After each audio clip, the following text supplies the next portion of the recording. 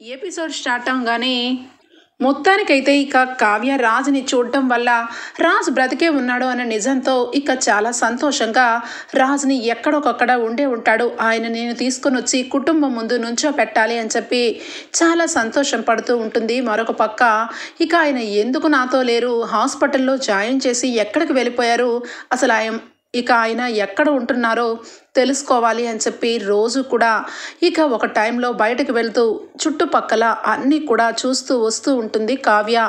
మరొక పక్క రుద్రాణి కావ్యని చూస్తూ ఉంటుంది. ఏంటిది రోజు కూడా జల్లెడ పడుతుంది, ఒక పోలీస్ కూడా చేతులు ఎత్తేసి ఇక చచ్చిపోయాడని చెప్పి నిర్ధారణ చేసినా కూడా ఇది మాత్రం బ్రతికే ఉన్నాడని వాదిస్తూనే ఉంది అని చెప్పి ఇక కోపంతో రగిలిపోతూ ఉంటుంది రుద్రాణి.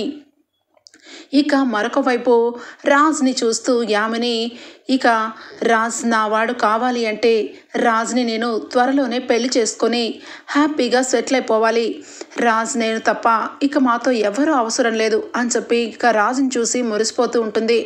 రాజ్ కూడా మధ్య మధ్యలో యామినితో మంచిగానే ఉంటూ ఉంటాడు, కానీ ఎక్కడా కూడా ఇక రాజ్కి యామిని గుర్తులు కానీ యామిని అసలు ఇన్ని రకాలుగా చెప్తుంది, ఎంగేజ్మెంట్ అయిందని చెప్పి ఫోటోలన్నీ చూసినా కూడా యామిని నా గతంలో ఉన్నట్టు నాకు ఎందుకు గుర్తు రావట్లేదు, అయినా ఆ అమ్మాయి యాక్సిడెంట్ అయ్యి కళ్ళు తిరిగి పడిపోయిన అమ్మాయి మొహం ఎందుకు గుర్తుకొస్తుంది, పాపం ఆ అమ్మాయి కళ్ళు తిరిగి పడిపోయింది, చుట్టుపక్కల కూడా ఎవరు కూడా తనని దగ్గరకు కూడా రాలేదు, తను ఎలా ఉందో ఏంటో అని చెప్పి పదే పదే కావ్య గురించి ఆలోచన చేస్తూ ఉంటాడు రాజ్.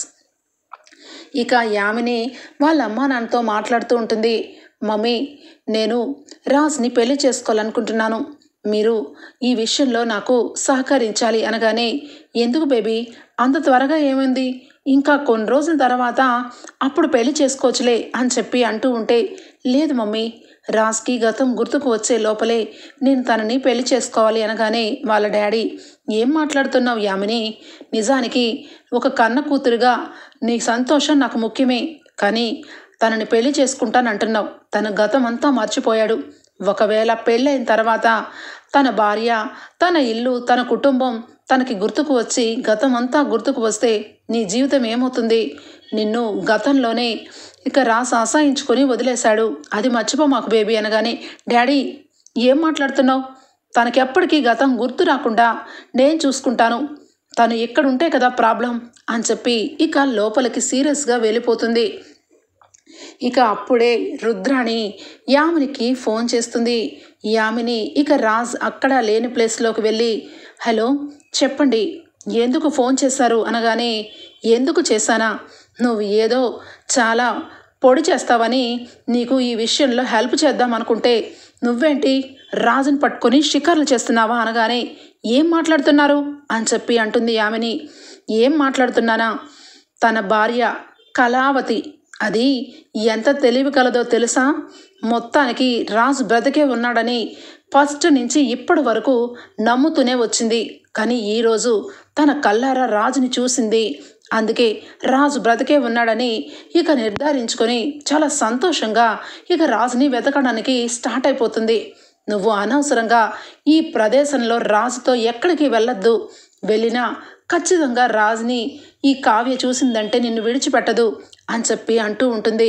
ఇక వెంటనే యామిని, ఓహో అంత తెలివిగలదా కళావతి, అంటే నేను రాజ్ ఇక వెళ్ళేటప్పుడు కళ్ళు తిరిగి పడిపోయింది ఆవిడగారే అనమాట, సరే అయితే ఇప్పుడు నాకు అర్థమైంది, అది ఇక రాజ్ కోసం రోజు ఏరియాలు మొత్తం కూడా గాలిస్తుందన్నమాట, ఇప్పుడు రాజ్ గురించి దానికి తెలియని నిజం ఏంటంటే రాజ్కి గతం గుర్తులేదని అనగానే, చూడు యామిని, రాజ్కి గతం గుర్తు లేదు, కానీ గుర్తు చేస్తే గుర్తుకొస్తుంది కదా, ఇంటి వాళ్ళందరూ కూడా రాజుని చూస్తే నిన్ను ఏం చేసినా చేస్తారు, రాజుని ఇంటికి తీసుకొని వస్తారు, నువ్వు ఇక రాజుని కలిసి సంతోషంగా పెళ్లి చేసుకొని రాజుతో కలిసి ఉండాలంటే ఒకటే ఒక దారి అనగానే, ఏం దారి, ఏం చెయ్యాలి, నా రాజుని నేను దక్కించుకోవాలంటే ఏమైనా చేస్తాను అనగానే, ఏమైనా చేస్తాను అని మాటలతో అండం కాదు యామిని, రాజుని ఒక పుట్టిన పిల్లాడులాగా ప్రతి ఒక్క విషయంలోనూ మార్చేయాలి,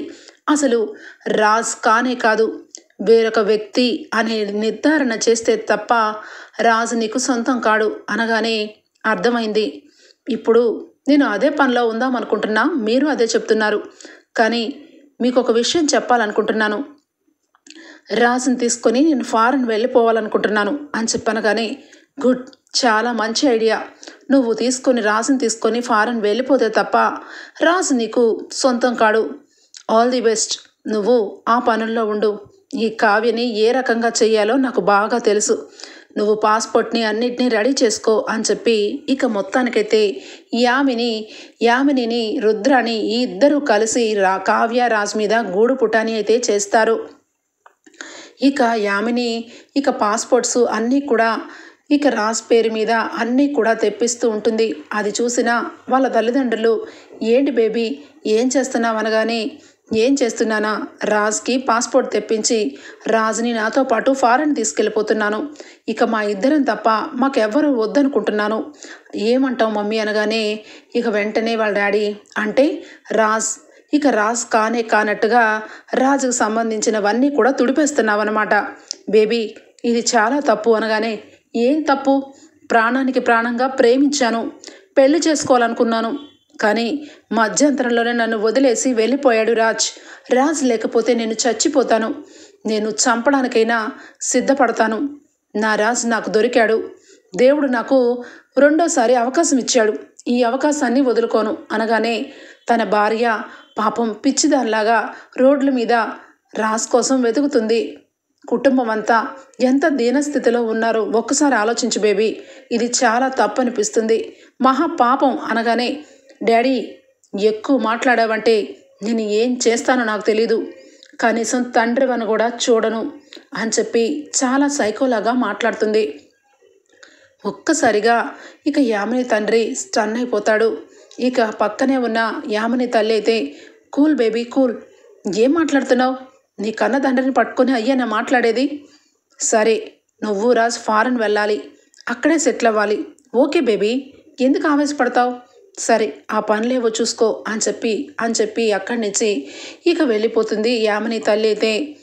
రాజ్కి కావ్య మొహం గుర్తుకు వస్తూ, కావ్యని చూసినప్పటి నుంచి రాజ్ మైండ్ అంతా మారిపోతూ ఉంటుంది.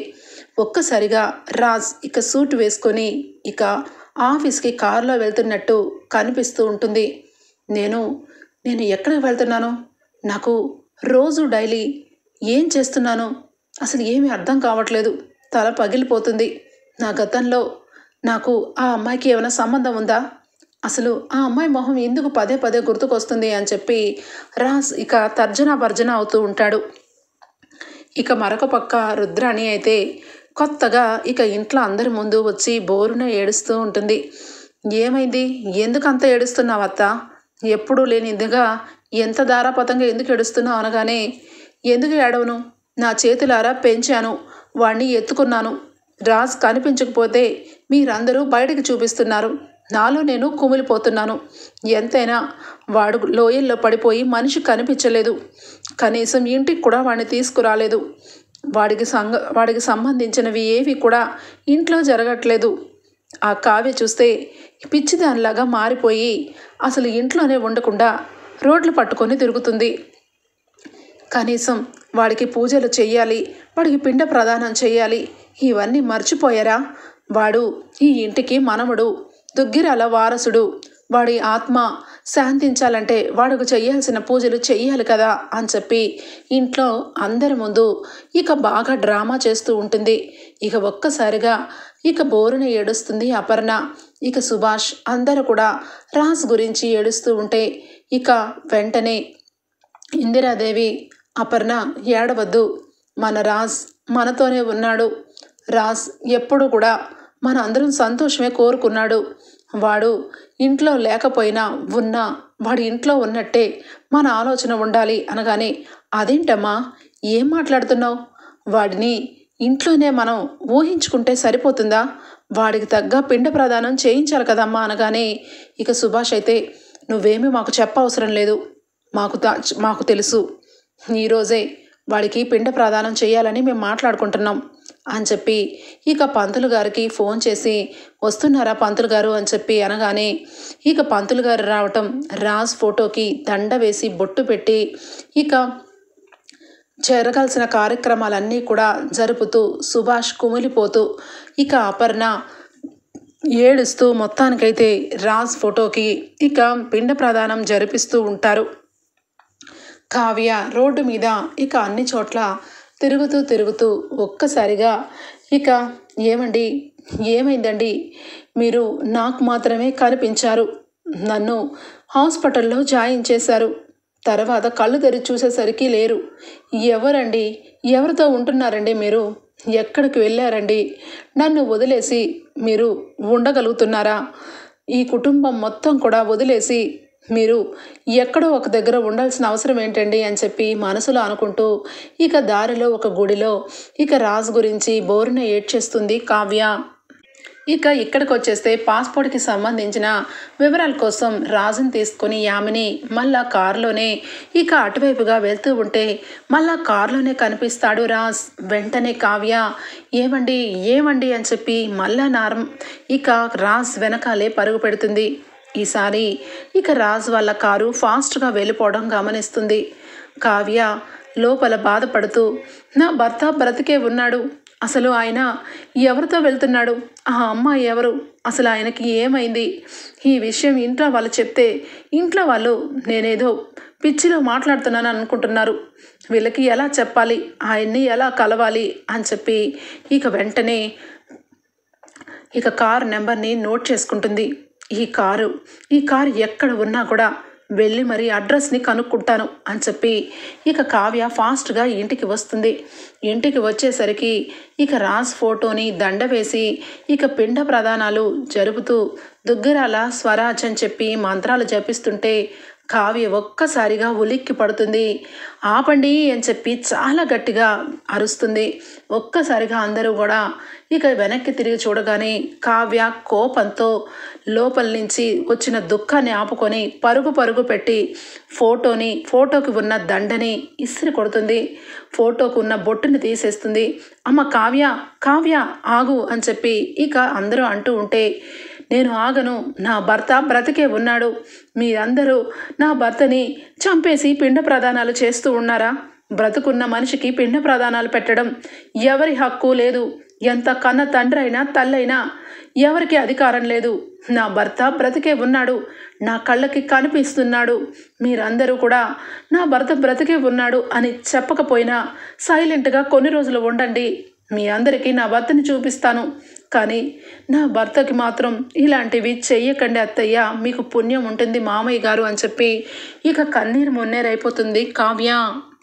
ఏయ్, ఏం మాట్లాడుతున్నావు, నీ భర్త గురించి నీకొక్కదానికే ప్రేమ ఉందా, కన్న తల్లైనా మా వదినికి లేదా, మా అన్నయ్యకి లేదా, కని పెంచి పెద్ద చేసిన మేమందరము కూడా రాజ్ చనిపోయాడని ఆలోచన చేసి రాజ్కి ఆత్మశాంతి కలిగిస్తుంటే దయ్యంలాగా వచ్చి ఈ పూజలన్నీ ఆపుతున్నావు, నీకు దయ్యం పట్టిందా భూతం పట్టిందా అనగానే రుద్రాణి గారు మరొక్కసారి మాట తిప్పారంటే ఏం చేస్తానో నాకు తెలీదు, అసలు నేను ఇక ఉన్న విషయమే మర్చిపోయి పెద్ద చిన్న చూడను, నా భర్తని ఆత్మ శాంతిస్తుందని, నా భర్తకి పిండ ప్రదానాలని ఒక్క మాట మాట్లాడినా మిమ్మల్ని ఏం చేస్తానో నాకు తెలీదు అని చెప్పి చాలా గట్టిగా అరుస్తుంది.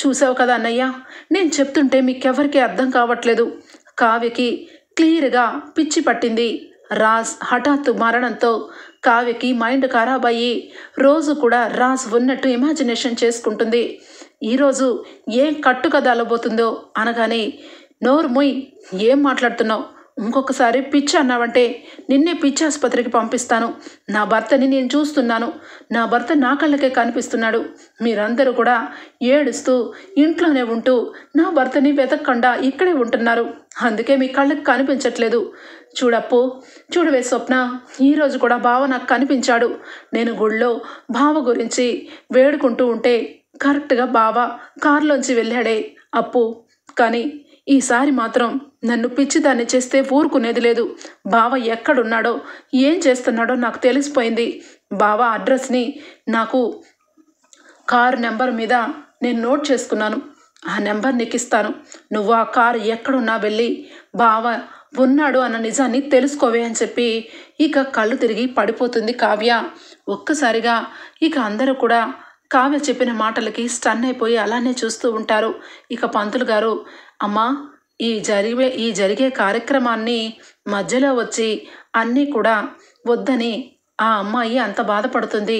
దయచేసి ఈ కార్యక్రమాన్ని ఇక్కడితో ఆపేస్తే మంచిది అనగానే, పంతులు గారు, తనకి పిచ్చి పట్టింది. భర్త చనిపోవడం వల్ల ఆ రకంగా అయింది. మీరేమీ పర్వాలేదు కానివ్వండి అనగానే, ఏం మాట్లాడుతున్నారమ్మా? ఈ కార్యక్రమాన్ని ఎప్పుడు కూడా హఠాత్తుగా ఆపకూడదు. కానీ ఇంకొక రోజు ఈ కార్యక్రమం పెట్టుకోవాలి తప్పించి ఆపేసిన కార్యక్రమాన్ని మళ్ళా మనం మొదటి నుంచి చెప్పకూడదు. అది ఇంటికే మంచిది కాదు. వస్తానమ్మా అని చెప్పి పంతులు గారు అక్కడి నుంచి వెళ్ళిపోతారు. ఇక అపర్ణ, సుభాష్ అందరూ కూడా బాధపడుతూ లోపలికి వస్తారు. కావ్య కళ్ళు తిరిగిపోవటం వల్ల డాక్టర్ గారిని ఫోన్ చేస్తారు. ఇక లోపలికి వెంటనే అందరూ కూడా కావ్యకి కళ్ళు తిరుగుతున్నాయని, ఇక బాధలో ఉందని డాక్టర్తో చెప్పడంతో ఇక స్పెషల్గా లోపలికి వచ్చి ఇక చెక్ చేస్తుంది. కావ్య కళ్ళు తెరుస్తుంది. కావ్యకి ఇంజెక్షన్ ఇచ్చి, తను బాగానే ఉంది, హెల్తీగానే ఉంది, తనకి చాలా నీరసంగా ఉంది అని చెప్పేసరికి తను భోజనం చేయకుండా ఇక తను బాధలో రోడ్డు మీద తన భర్త కోసం ప్రతిరోజు వెళ్ళి వస్తుంది.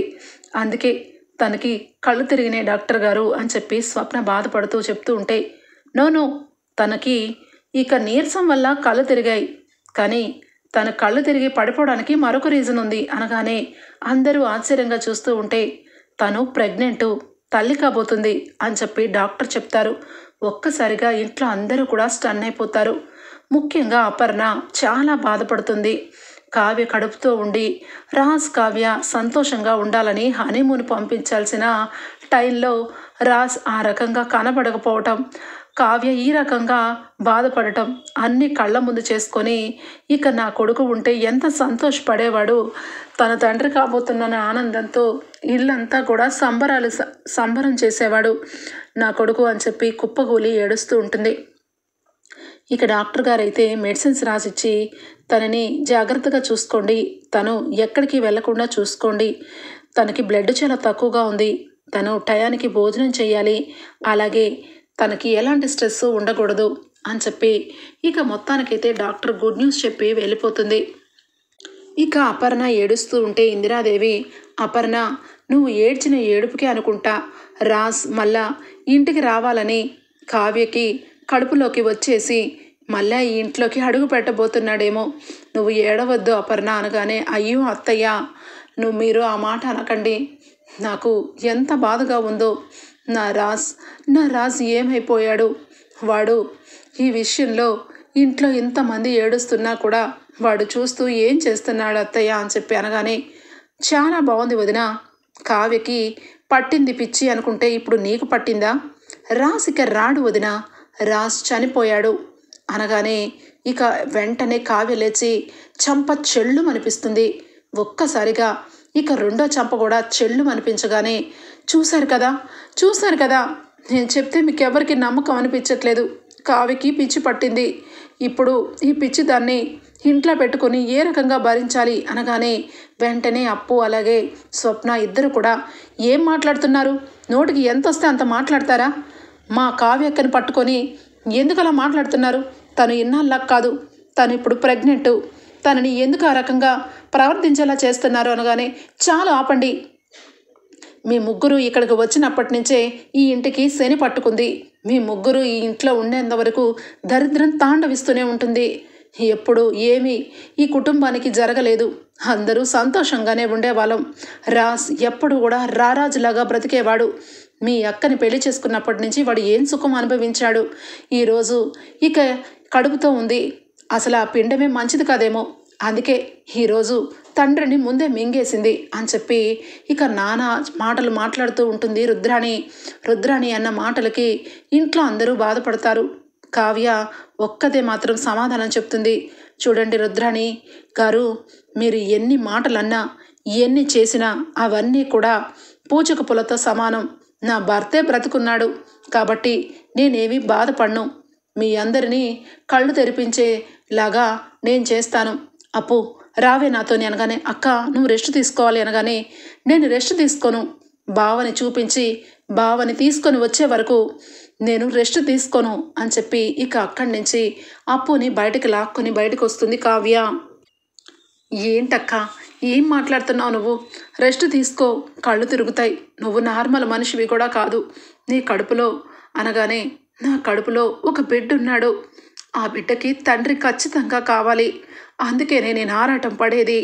దయచేసి నీకు అడ్రస్కి నీకు కారు నెంబర్ ఇచ్చాను కదా, ఈసారైనా కనుక్కోవే అని చెప్పనగానే అక్క ఆ పని మీదే ఉన్నాను, ఇదిగో ఇప్పుడే నాకు అడ్రస్ని షేర్ చేశారు, వెళ్తున్నాను అనగానే నేను కూడా వస్తాను అనగానే ఎందుకక్క, నేను వెళ్తున్నాను కదా అనగానే నాకు నీ మీద నమ్మకం లేదు, నేను కూడా వస్తాను, నా కళ్ళ ముందు బావని చూసి ఇంటికి తీసుకొని వచ్చే వరకు నేను నిద్రపోను అని చెప్పి కావ్య ఇక అప్పుతో పాటు బయలుదేరుతుంది. ఇక కళ్యాణ్ కూడా వదిన వదిన నేను ఉన్నాను కదా వదిన, నేను చూసుకుంటాను అనగానే లేదు కవి గారు, నా భర్తని నేనే తీసుకొని వచ్చుకుంటాను, నా భర్తని నేనే కాపాడుకుంటాను, నా భర్త నన్ను వదిలి ఒక్క క్షణం కూడా ఉండడు, అలాంటిది వేరొక అమ్మాయితో వేరొక దగ్గర ఉంటున్నారని నా మనసుకి అర్థమైపోయింది, ఆయన ఎందుకు అలా ఉండాల్సి వచ్చిందో నేను తెలుసుకోవాలి, పదండి అని చెప్పి ఇక కళ్యాణ్, అప్పు, కావ్య ముగ్గురు అలాగే పోలీసులు ఇక బయలుదేరుతారు. అప్పు ఇక మొత్తానికైతే అడ్రస్ దగ్గరికి చేరుకుంటుంది.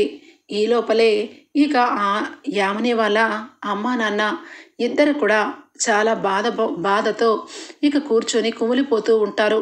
ఇక వాళ్ళ నాన్న అయితే అసలు ఏ రోజు కూడా నేను యామిని ఇలా మారిపోతుందని ఊహించలేదు, నేను దాని మీద చాలా ఆశలు పెట్టుకున్నాను, ఒక్కగానొక్క కూతురు కదా అని చెప్పి గారాబం చేసి చెడగొట్టాను, అందుకే ఈరోజు మన ఇద్దరినీ కూడా చంపేయడానికి వెనకాడనని చెప్పింది అని చెప్పి అంటూ ఉంటాడు. ఒక్కసారిగా ఇక అప్పు, కావ్య అలాగే ఇక కళ్యాణ్ ఎదురుగుండా నుంచుని ఉంటారు. వెంటనే యామిని వాళ్ళ అమ్మ ఇక కావ్యని చూడగానే ఏమండి ఏమండి ఇక్కడ ఇక్కడ అని చెప్పి అడుగుతూ ఉంటే ఒక్క నిమిషం ఉండవే కావ్య, ఇది ఎవరిల్లండి అని చెప్పి అడుగుతుంది అప్పు. ఇది మా ఇల్లే అమ్మా, మీరెవరు అనగానే ఇక్కడ మా బావ ఉన్నట్టు మాకు ఇన్ఫర్మేషన్ వచ్చింది, ఆయన పేరు స్వరాజ్, ఇక్కడే ఆయన ఉంటున్నారని మా అక్క చెప్తుంది అని చెప్పి అనగానే వెంటనే కావ్య వంక చూస్తారు. కావ్య దీనంగా ఇక అలానే చూస్తూ నా భర్త ఈ ఇంటికి వచ్చినట్టు నా దగ్గర సాక్ష్యం ఉంది, నా భర్త 2 సార్లు కారులో కనపడ్డారు, నా భర్త ఇక్కడే ఉన్నారు, లోపలికి వెళ్దాం రావే అప్పు అని చెప్పి పరుగు పరుగున ఇక లోపలికి వెళ్తుంది. ఎక్కడా కూడా రాస్ కనపడడు. ఇక యామని వాళ్ళమ్మ ఏమి మాట్లాడాలో అర్థం కాదు. ఏంటమ్మా మీరు ఏటో పొరపాటు వచ్చినట్టున్నారు, నీ భర్త ఎక్కడెందుకుంటారు, అయినా ఇది నేను నా భర్త ఉండే ఇల్లు, ఇక్కడ ఎవరు ఉండే ఛాన్సే లేదు అనగానే లేదు ఇక్కడ నా భర్త ఉన్నాడు, నా భర్త ఇక్కడికే వచ్చాడు అని చెప్పి కావ్య అంటూ ఉంటుంది. ఇక డోర్ని ఓపెన్ చేయండి డోర్ని అనగానే అప్పు అంటుంది ఈ డోర్ని ఓపెన్ చెయ్యండి, ఇక్కడ మా బావ లేకపోతే మేము వెళ్ళిపోతాం, మా బావకి యాక్సిడెంట్ అయ్యింది, అతను ఇక ఇక్కడే ఉన్నట్టు మా అక్క చూశానంటుంది, కాబట్టి మీరు డోర్ తీయాల్సిందే అనగానే ఇక చెప్పలేక డోర్ తీస్తే రాస్ అలాగే యామిని ఇద్దరి ఫోటోలు ఎదురుగా ఉంటాయని ఇక తెలిసిపోతుందని ఇక ఒకవైపు ఇక కూతురు జీవితం గురించి ఆలోచిస్తూ ఉంటే యామిని తండ్రి అప్పుడు ఒక్కసారిగా పక్కకి రా, నేను ఓపెన్ చేస్తాను, మీ బావగారు అమ్మ కావ్య నీ భర్త ఇక్కడే ఉన్నాడు, ఇక్కడే ఉండేవాడు, కానీ ఇప్పుడు లేడు అని చెప్పి డోర్లు ఓపెన్ చేసి చూడగానే రాజ్ యామిని ఫోటోలు కనిపిస్తాయి. ఒక్కసారిగా అప్పు, కళ్యాణ్, కావ్య షాక్ అయిపోతారు. నేను చెప్పాను కదే అప్పు, నేను చెప్పాను కదా కవి గారు, నా భర్త ఇక్కడే ఉన్నాడని, నా భర్త అమ్మాయితో ఎందుకు ఉన్నాడో నాకు తెలీదు, కానీ నా భర్త ప్రాణాలతో ఉన్నాడు, ఇక్కడే ఉన్నాడు, ఏమండి మీ కళావతిని వచ్చానండి, ఎందుకండి నన్ను వదిలి మీరు ఇక్కడ ఎందుకుంటున్నారండి అని చెప్పి రూమ్కి వెతుకుతూ ఉంటే ఇక వెంటనే ఏమి చెప్పలేక వాళ్ళ నాన్నగారైతే ఇక అలానే చూస్తూ ఉంటాడు. ఏమయ్యారు, నా భర్త ఏడి, మీ అమ్మాయితో ఎందుకు ఉండాల్సి వచ్చింది అనగానే ఇక వెంటనే ఇక కళ్యాణ్ అయితే చెప్తాడు, చూడండి ఆ అమ్మాయి గురించి మాకు అనవసరం, మా అన్నయ్య ఎక్కడున్నారో చెప్పండి అనగానే ఇక వెంటనే ఏమండి అని చెప్పి తల ఊపుతుంది.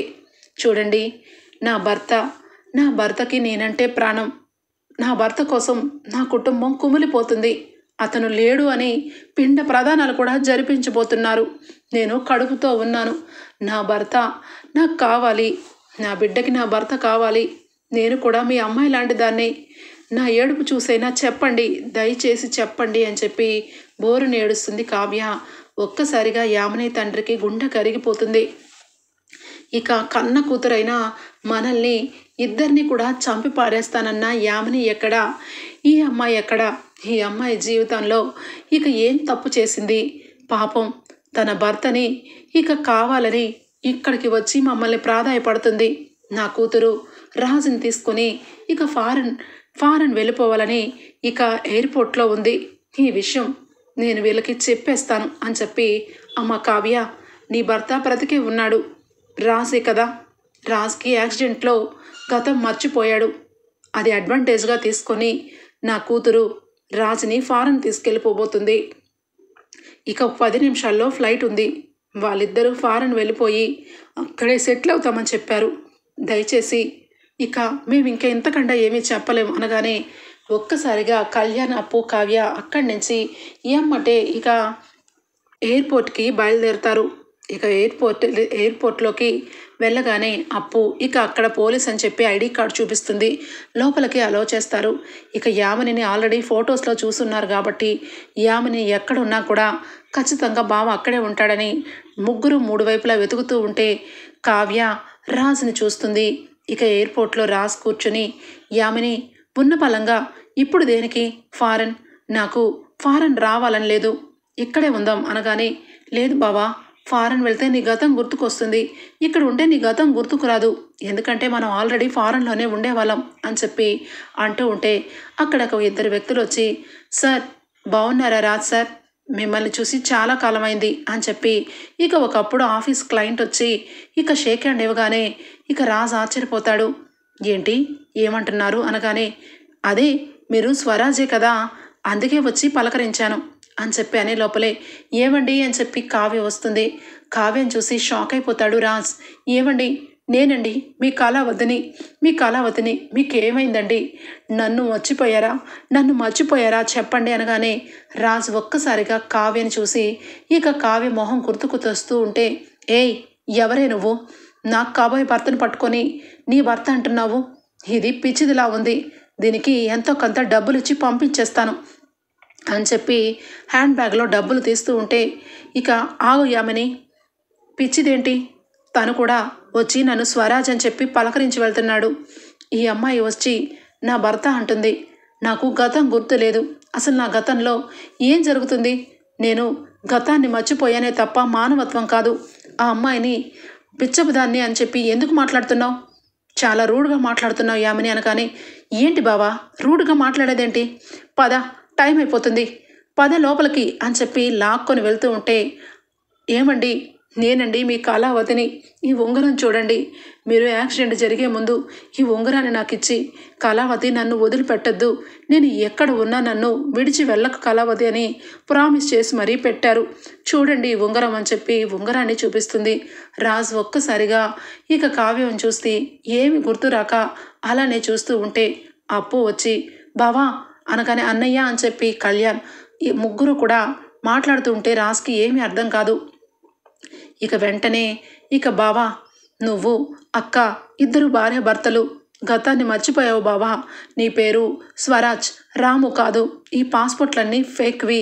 ఈ యామిని ఒకప్పుడు నిన్ను ప్రేమించేలా చేసి నిన్ను బాధ పెట్టిన ఒక శాడిస్ట్ అని చెప్పి ఇక యామిని గురించి చెప్తూ ఉంటే, మీరు ఎంత చెప్పినా అతనికి ఏమీ అర్థం కాదు, ఎందుకంటే అతను గతం మర్చిపోయాడు కాబట్టి.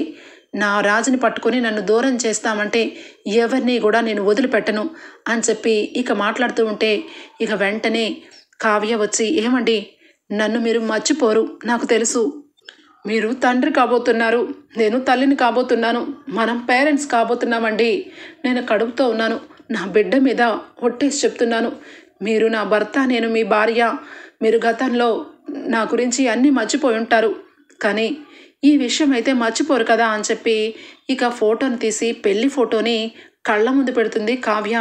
ఒక్కసారిగా రాజ్ కావ్య మొహం చూసి రాజ్ ఇక మంగళసూత్రం కడుతున్న ఫోటో చూసి దెబ్బకి షాక్ అయిపోతాడు. ఇక వెంటనే ఏయ్ ఏంటే ఫేక్ ఫోటోలు చూపించి రాజుని తీసుకెళ్దామని చూస్తావా, నిన్ను అని చెప్పి కొట్టబోతుడానికి వస్తూ ఉంటే రాజు ఒక్కసారిగా అడ్డుపడతాడు. ఇక ఒక్కసారిగా తలకి ఇక గట్టిగా ప్రెస్ అయ్యేసరికి ఇక వెంటనే రాజ్కి మొత్తం గతం గుర్తుకొచ్చి ఇక కళ్ళు తిరిగి కింద పడిపోతాడు. ఇక అప్పు పోలీసులందరూ కూడా చుట్టుముట్టగానే దీన్ని అరెస్ట్ చెయ్యండి, ఇది తక్కువది కాదు, ఇది లేనిపోనివన్నీ కూడా సృష్టించి రాజ్ బావని ఫారెన్ పట్టుకెళ్దామని చూస్తుంది. దీంతో ఇలా కాదు, ఇలాంటి వాళ్ళకి ఎలాంటి ట్రీట్మెంట్ ఇవ్వాలో నాకు తెలుసు అని చెప్పి ఇక మొత్తానికైతే యామిని చంప చెళ్ళు అనిపిస్తుంది అప్పు.